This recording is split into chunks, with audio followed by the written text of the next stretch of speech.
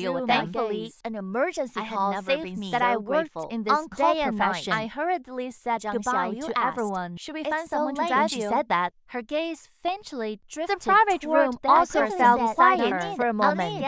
I'm pretty capable This in morning, fight. I even took Liu down the Ruyang thug. knows If you about don't it believe too. me, Everyone ask was her. startled. Clearly hadn't expected Nor that to had they happen. expected Liu Liu Ruyang Ruyang nodded. He was By already the time I impressive. finished at the hospital and got After home, washing it up, was my already whole late body in the was morning. exhausted, I kept but I thinking couldn't back fall to asleep. the 4 Every years time we we spent ate together together in in university, university. that I never noticed even the slightest Her last abnormality. words kept The repeating in my explanation she ears. knows that Finally matters said to me. aloud. The answer was almost obvious. I yanked the quilt over my head Xia also and forced said myself that was to back sleep. then. We had People broken should up look so long forward. ago.